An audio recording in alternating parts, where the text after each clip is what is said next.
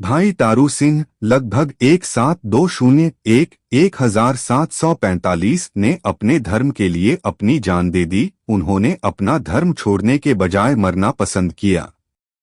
बादशाह एक मुसलमान था और चाहता था कि हर कोई मुसलमान बन जाए।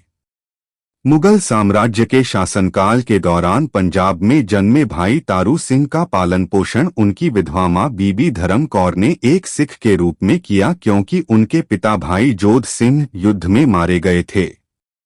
उनकी एक छोटी बहन थी जिसका नाम बीबी तार कौर था।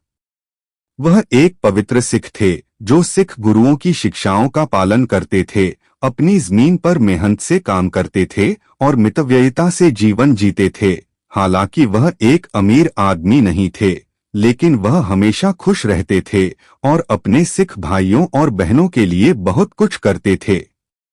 भाई तारू सिंह ने जो कुछ भी बचाया वह उनके सिख भाइयों के पास गया, जिन्हें मुस्लिम उत्पीड़न के कारण निर्वासित होना पड़ा। भाई तारू सिंह पर जंडियाला के अकील दास, जिसे हरभगत निरंजनिया के नाम से भी जाना जाता है, नामक मुस्लिम मुखबिर ने जासूसी की थी। जैसा कि प्राचीन पंथ प्रकाश में कहानी का वर्णन है, ज़कारिया खान ने एक बार अपने आदमियों से पूछा, सिख अपना भोजन कहाँ से प्राप्त करते हैं? मैंने उन्हें सभी व्यवसायों से वंचित कर दिया है। उन्हें कोई कर नहीं मिलता। वे खेती नहीं करते, न ही उन्हें व्यापार करने या सार्वजनिक नौकरी में शामिल होने की अनुमति है। मैंने उनके गुरुद्वारों, उनके पूजा स्थलों पर सभी तरह के चढ़ावे बंद कर दिए हैं। उन्हें कोई भी खाद्यान्न या आपूर्ति उपलब्ध नहीं है। वे भूख से क्यों नहीं मरते? सिखों के कट्टर दुश्मन हरभगत ने कहा, इस दुनिया में ऐसे सिख भी हैं जो तब तक खाना नहीं खाते जब तक वे अपने भाइयों को खाना न खिला दें। वे खुद तो बिना भोजन और कपड़ों के रह सकते हैं, लेकिन अपने साथियों की परेशानी को बर्दाश्त नहीं कर सकते। वे सर्दियां आग के पास बिताएंगे और उन्हें अपने कपड़े भेजेंगे। वे मकई पीसने के लिए पसीना बहाएंगे और फिर उन्हें भेजेंगे। वे अपने भाइयों की खातिर एक छोटी सी मजदूरी कमाने के लिए सबसे कठिन काम करेंगे। वे निर्वासित भाइयों के लिए पैसे जुटाने के लिए दूर दूर तक पलायन करते हैं। हरभगत ने आगे बताया, माझा के पुहला गांव में तारू सिंह नाम का व्यक्ति रहता है। वह अपनी जमीन जोतता है और अधिकारियों को राजस्व देता है। वह बहुत कम खाता है और जो बचता है उसे जंगल में अपने भाइयों के पास भेज देता है।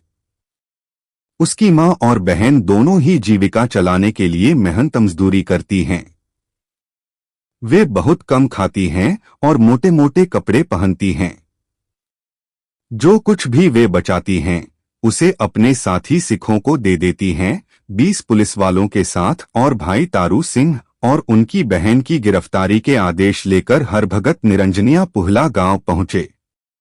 भाई तारू सिंह ने उन्हें गिरफ्तार करने आए सिपाहियों से कहा, तुम अपने मालिक के आदेश पर मुझे ले जाने आए हो।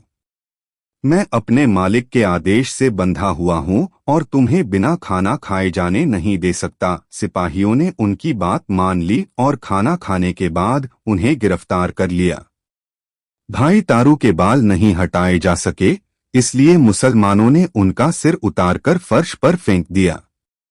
जब भाई तौर सिंह को गिरफ्तार करके ले जाया जा रहा था तो गांव वालों ने विरोध किया और पुलिस वालों से विनती की कि वे भाई तारू सिंह को छोड़ दें, क्योंकि वे बहुत ही नेक, शांतिप्रिय और दयालु व्यक्ति थे। लेकिन उनकी अपील अनसुनी कर दी गई। जब पुलिस पार्टी भड़ाना गांव से गुजर रही थी तो गांव के सिखों ने भाई तारू सिंह को बलपूर्वक मुक्त करने की कोशिश की, लेकिन भाई तारू सिंह ने उन्हें ऐसा करने से रोक दिया। जब भाई तारू सिंह अपनी बहन के साथ पकड़े गए तो कई सिखों ने उन्हें छुड़ाने की पेशकश की। हालांकि भाई तारू सिंह ने कहा कि वह मुगलों को दिखाना चाहते थे कि सिख मौत से नहीं डरते। उन्हें समझाने के बाद भाई तारू सिंह ने अपनी बहन को छुड़ाने की अनुमति दी। सिखों और अन्य गांव वालों ने रिश्वत दी और उनकी बहन भागने में सफल रही। हालांकि उनकी बहन की आजादी सुरक्षित थी, लेकिन भाई तारू सिंह ने माफी मांगने से इनकार कर दिया।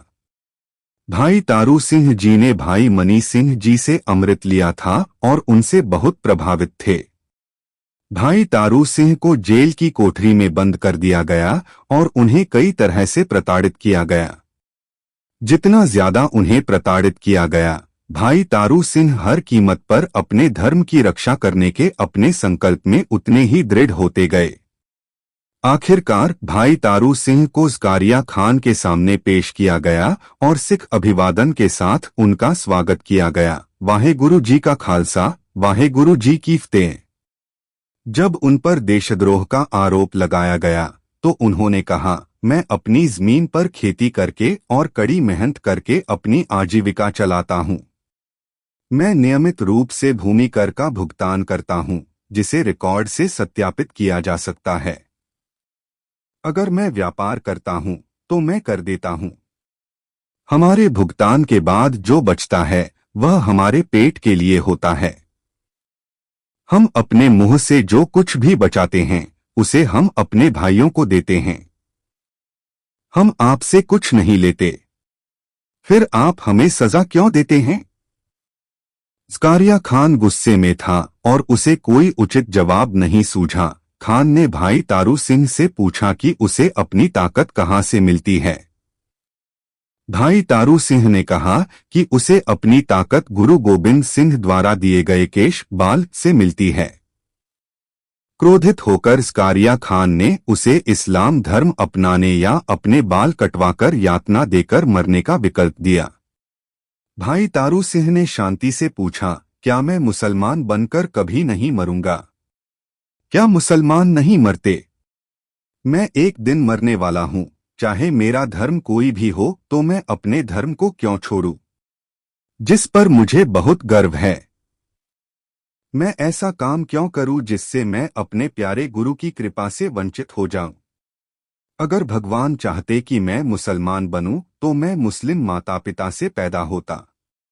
मुझे अपने धर्म से अपनी जान से भी ज्यादा प्यार है और मैं हर कीमत पर इसकी रक्षा करूंगा। ज़कारिया खान ने तब कहा, यदि तुम इस्लाम धर्म अपनाते हो तो तुम्हें एक उच्च मुगल परिवार से एक सुंदर पत्नी दी जाएगी। तुम्हें धन और उच्च पद दिया जाएगा। तुम सुख और आनंद का जीवन व्यतीत करोगे।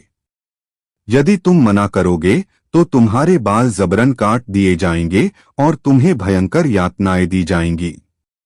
अंत में तुम्हारा सिर काट दिया जाएगा या चाक पर तोड़ दिया जाएगा। अच्छी तरह से सलाह लो। अपना जीवन और वह सब कुछ मत खोना जो यह तुम्हें दे सकता है। भाई तारू सिंह ने दृढ़ता और चुनौती के साथ अपना धर्म छोड़ने से इनकार कर दिया।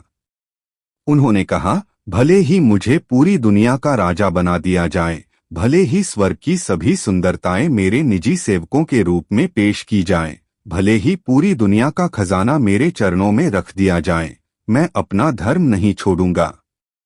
यह इन सबसे कहीं अधिक कीमती और प्रिय है। मैं अपने बाल नहीं कटने दूंगा, एक भी बाल नहीं। मैं मरने के लिए तैयार हूं। भगवान और गुरु मुझे मेरे बालों के साथ मरने दें। खान ने भाई तारू सिंह के बाल काटने के लिए एक नाई को बुलाया। हालांकि जब नाइयों ने भाई तारू के बाल काटने की कोशिश की तो वे लोहे की तरह सख्त थे। भाई तारू सिंह ने कहा, मैंने अपने बालों के साथ अपनी आस्था को बनाए रखा है। नाई ने भाई तारू के केश काटने की कोशिश जारी रखने से इनकार कर दिया। इसलिए ज़कारिया खान ने एक मोची को बुलाया और उसे अपनी कुल्हाड़ी से भाई तारू सिंह का सिर काटने का आदेश दिया। यातना के बीच भाई साहिब को केवल जपजी साहिब का पाठ करते हुए सुना जा सकता था। उसी शाम ज़कारिया खान दिन की घटनाओं के बारे में सोच रहा था। उसने अचानक पाया कि वह पेशाब नहीं कर सकता। वह पीड़ा में था और उसे लगा कि वह पागल हो रहा है। उसके सभी चिकित्सकों ने अपनी पूरी कोशिश की, लेकिन कोई असर नहीं हुआ। जब चिकित्सकों के प्रयास विफल हो गए तो ज़कारिया खान ने भाई सुबेग सिंह को सिखों से क्षमा मांगने के लिए भेजा। उन्होंने उसे दल खालसा के नेता के पास भेजा। नेता ने कहा, ज़कारिया खान अगर भाई तारू सिंह का जूता लेकर अपने सिर पर मार ले तो उसे पेशाब हो जाएगा, लेकिन उसने बहुत बड़ा पाप किया है और भाई तारू सिंह से पहले उसकी मृत्यु तय है। जब खान ने भाई तारू सिंह का जूता लिया और उसके सिर पर मारा तो वह पेशाब करने में सक्षम हो गया। दुर्भाग्य से दर्द फिर से शुरू हो गया। खान को हर दिन अपने सिर पर और भी जोर से मारना पड़ रहा था। उस जूते की मदद से 22 दिनों तक जीवित रहने के बाद 1 जुलाई 1745 को गवर्नर की मृत्यु हो गई। भाई तारू सिंह ने गवर्नर की मृत्यु के बारे में सुनकर इस नश्वर शरीर को त्याग दिया।